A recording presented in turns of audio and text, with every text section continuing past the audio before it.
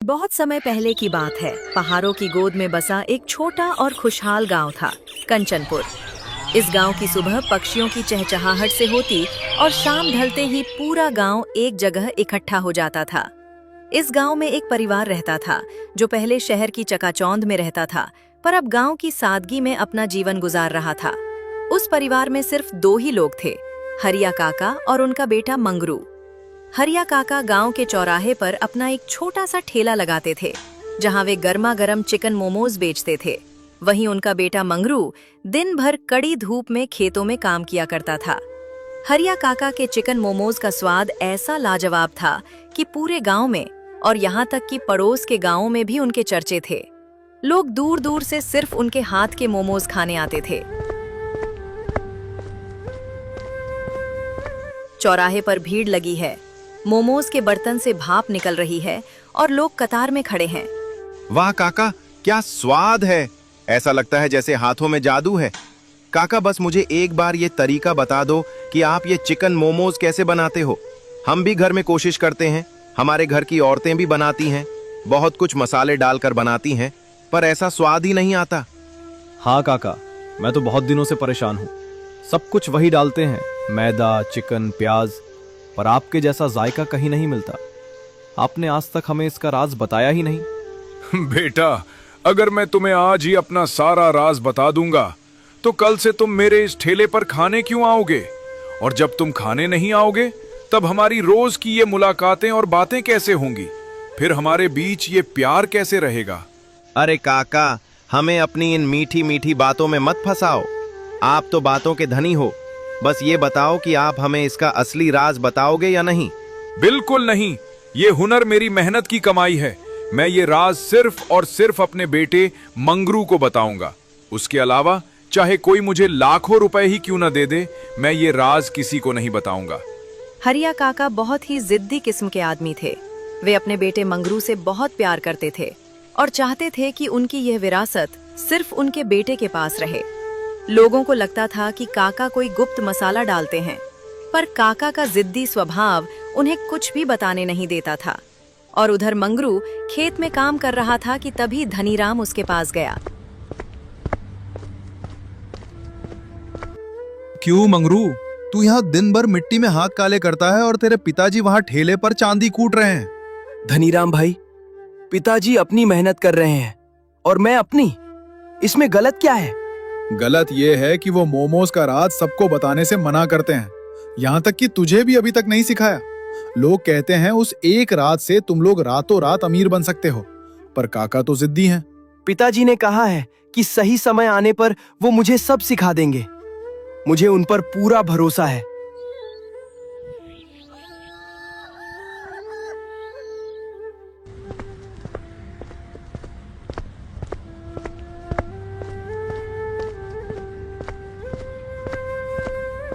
पिताजी, आज फिर गांव वाले आपसे रेसिपी पूछ रहे थे। हाँ बेटा, दुनिया बस तैयार माल देखना चाहती है, उसके पीछे की तपस्या नहीं। ये मोमोज सिर्फ खाना नहीं है, ये एक कला है। जब तू पूरी तरह तैयार हो जाएगा, मैं तुझे वो गुप्त मसाला और उसे बनाने की विधि सिखाऊंगा। याद रखना मंगरू, हुनर की कद्र उसे ही होती है जो उसे कमाता है। जी पिताजी। अगले दिन हरिया काका का ठेला लगा हुआ है। तभी धनीराम दो सूट बूट पहने अनजान व्यक्तियों के साथ वहां पहुंचता है। जयराम जी की काका, कैसे हैं? जय राम भाई, जय राम।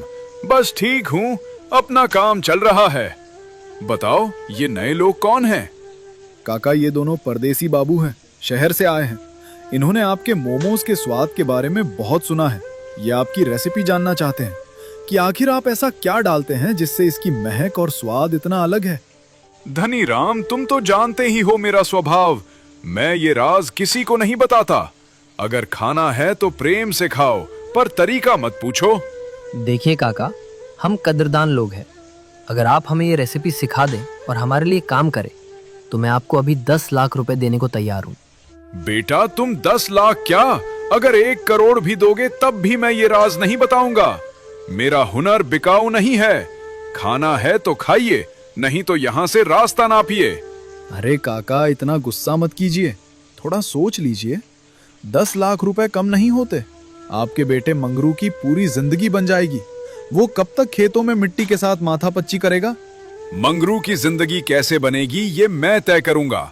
चाहे बने या बिगड़े, तुम्हें उससे कोई मतलब नहीं होना चाहिए। मैंने कह दिया ना, तो बस कह दिया। काका की ये बात सुनकर धनीराम उन दोनों परदेसी बाबुओं को लेकर वहां से चला जाता है और सीधे उस खेत में पहुंचता है जहां मंगरू काम कर रहा था। क्यों मंगरू, कब तक इस धूप में पसीना बहाते रहोगे? देखो, तुम्हारे लिए किस्मत खुद चलकर आई है। क्या बात है धनीराम भाई, ये लोग कौन है? ये बड़े शहर के मालिक हैं। ये तुम्हारे पिताजी की मोमोज की रेसिपी जानना चाहते हैं। तुम्हारे पिताजी ने तो इन्हें दुत्कार दिया, पर उन्होंने इसके बदले 10 लाख रुपए देने का वादा किया है। क्या 10 लाख रुपए? इतने पैसों में तो हम नया घर ले लेंगे, शहर जा पाएंगे। बिल्कुल मंगरू, जिस दिन तुम हमें वो सीक्रेट रेसिपी बता दोगे उसी वक्त 10 लाख रुपए तुम्हारे हाथ में होंगे। बोलो, क्या तुम तैयार हो? ठीक है, मैं रेसिपी बताऊंगा। मुझे 10 लाख रुपए चाहिए ही चाहिए, चाहे कुछ भी हो जाए।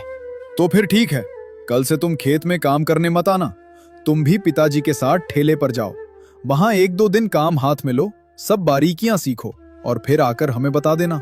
ठीक है, पर एक शर्त है। ये बात हम चारों के बीच ही रहनी चाहिए। ये पूरी तरह सीक्रेट रहेगा। पिताजी को या गांव में किसी को भी इसका पता नहीं चलना चाहिए, वरना अनर्थ हो जाएगा। बेफिक्र रहो मंगरू, हमारे मुंह पर ताला लगा रहेगा। बस तुम काम पक्का करना।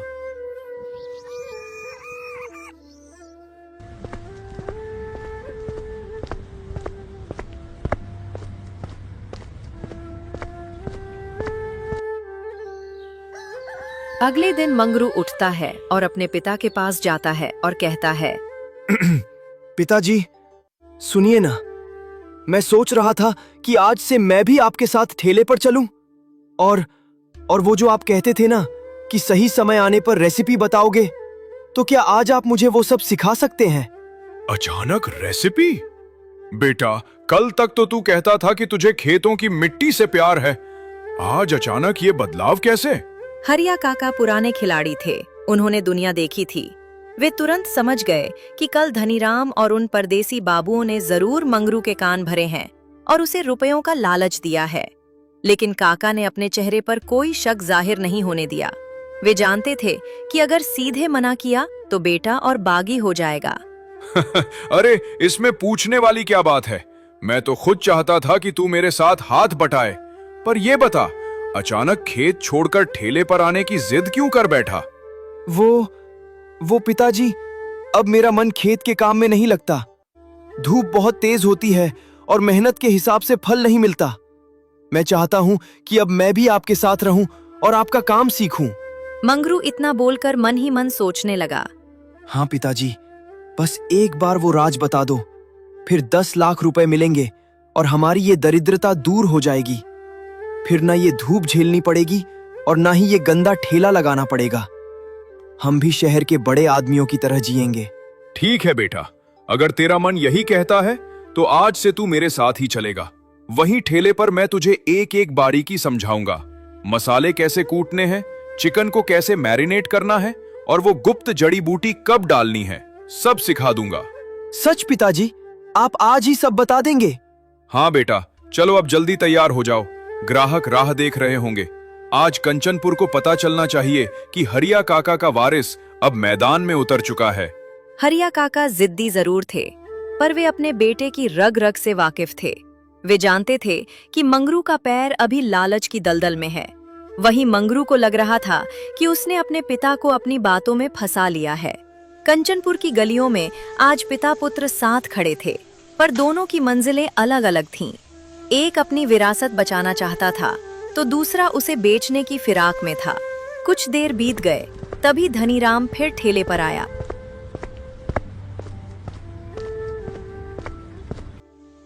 राम राम हरिया काका। जय राम जी की मंगरू भाई। अरे वाह, आज तो नजारा ही बदल गया। काका, कल तक तो आप अकेले ही पसीना बहाते थे, आज अपने इस राजकुमार को भी मैदान में उतार दिया। क्या बात है? राम राम धनी राम। हाँ भाई, बेटा अब जवान हो गया है। सोचा कब तक दूसरों के खेतों में हल चलाएगा, अपना पुश्तैनी हुनर सीख लेगा तो 4 पैसे इज्जत के कमाएगा और मेरा हाथ भी बच जाएगा। क्यों मंगरू भाई, कुछ हाथ साफ हुआ कि नहीं, या भी बस प्लेट ही गिन रहे हो? वो जो खास तरीका और मसाले का राज है, वो हाथ लगा क्या? अरे धनीराम भाई, आप तो ऐसे पूछ रहे हैं जैसे कोई जादू हो। बस 2 दिन रुक जाइए, फिर देखना, ये चिकन मोमोज मैं ही बनाऊंगा और आप उंगलियां चाटते रह जाएंगे। फिर आपको यकीन हो जाएगा कि मैंने सब सीख लिया है। भाई मुझे तो बेसब्री से इंतजार रहेगा तुम्हारे हाथ का स्वाद चखने के लिए। बस देखना, स्वाद में वही बात रहे जो काका के हाथ में है, वरना लोग कहेंगे कि बाप का हुनर बेटे तक पहुंचते पहुंचते फीका पड़ गया। हरिया काका ने धनीराम की आंखों में झांका। वे बखूबी जानते थे कि धनीराम ही वह व्यक्ति है जिसने शहर के उन परदेसी बाबुओं को मंगरू के पास भेजा है और उसे 10 लाख रुपए का लालच दिया है। काका ने मन ही मन सोचा, बेटा धनीराम, तू मेरे खून को मुझसे ही लड़ाना चाहता है। तुझे क्या लगा मैं इतना भोला हूं? अरे धनीराम, तुम मंगरू की फिक्र छोड़ो। मैंने तय कर लिया है कि आज रात को जब दुकान बढ़ाएंगे तब मैं इसे घर ले जाकर एक एक मसाला लिखवा दूंगा। मैं खुद इसे कागज कलम पर लिख कर दे दूंगा कि मैं चिकन में क्या डालता हूं और मोमोज को भाप में कितनी देर रखना है। क्या सच में काका, आज ही लिखवा दोगे सारा राज? हाँ, साला ऐसा रेसिपी बताऊंगा कि लोग डंडे लेकर मरेंगे। मतलब ऐसा जायका होगा कि लोग पागल हो जाएंगे और कंचनपुर का नाम पूरे जिले में गूंजेगा। वाह, बुड्ढा आखिरकार अपने जिद छोड़ ही बैठा। बस एक बार ये रेसिपी मंगरू के हाथ लग जाए, फिर तो मैं इस गांव की धूल को हमेशा के लिए नमस्ते कह दूंगा। शहर जाकर उन बाबुओं से पैसे लूंगा और अपनी कोठी बनवाऊंगा। इस फटेहाल गांव में कौन सड़ेगा? बस आज की रात का इंतजार है, फिर ये गरीबी, ये ठेला, ये पसीना सब अतीत की बात हो जाएगी। मैं भी शहर के बड़े लोगों की तरह ठाट बाट से जीऊंगा। ठीक है काका, फिर तो मजा आ जाएगा। मैं चलता हूँ, कल सुबह फिर आऊंगा ये देखने कि मंगरू उस्ताद बना या नहीं। राम राम। धनीराम वहां से चला गया, पर उसकी आंखों में कामयाबी का नशा साफ दिख रहा था। धनीराम के जाते ही गांव के 2 पुराने और चहेते बुजुर्ग, कनक चाचा और सलीम मियां, हंसी मजाक करते हुए ठेले की ओर बढ़े। ये दोनों हरिया काका के सबसे वफादार ग्राहक थे। अरे सलीम भाई, देखो तो सही, आज तो हमारी शाम और भी हसीन हो गई। आज तो हरिया का नया वारिस मैदान में है। क्यों मंगरू बेटा, आज मान गए कि तुम ही इस गांव के नए मोमोज मास्टर बनने वाले हो? बिल्कुल कनक भाई, हम तो यही दुआ कर रहे थे कि हरिया का ये हुनर किसी सही हाथ में जाए। आज मंगरू को यहाँ देखकर दिल बाग बाग हो गया। क्यों मंगरू मियाँ, अब अब्बा की विरासत तुम ही संभालोगे ना? सुना है कल तुम शहर वालों से कुछ बात कर रहे थे। बिल्कुल चाचा, बिल्कुल सलीम मियाँ, बस आप लोगों का आशीर्वाद चाहिए। बहुत जल्द मैं आपको अपने हाथ का बना असली स्वाद खिलाऊंगा। ऐसा स्वाद होगा कि आप उंगलियां चाटते रह जाएंगे। जीते रहो बेटा, पर याद रखना, हुनर सिर्फ मसालों में नहीं, बनाने वाले की नीयत में होता है। तुम्हारे पिताजी ने कभी स्वाद से समझौता नहीं किया, तुम भी वही परंपरा कायम रखना। चलो चलो, अब ये नसीहतें बाद में देना। हरिया भाई, फटाफट 2 प्लेट लगा दो। कसम से इस चिकन मोमोज की महक अब बर्दाश्त नहीं हो रही है। ऐसा लग रहा है जैसे पेट में खलबली मच गई है। अभी लीजिए सलीम भाई, अभी लीजिए कनक चाचा, गर्मा गर्म मोमोज और ये तीखी लाल मिर्च की चटनी। मंगरू, जरा प्लेट पकड़ो और चाचा को तमीज से पेश करो। ग्राहक चिकन मोमोज को खाते हैं और फिर पैसे देकर चले जाते हैं। ग्राहक के जाने के बाद काका मंगरू से बोल पड़े, बेटा मंगरू, इधर आ और मेरी बात ध्यान से सुन। तू समझ रहा है कि ये सिर्फ मोमोज का एक ठेला है जिसे तूने आज 10 लाख रुपयों के तराजू में तौल दिया?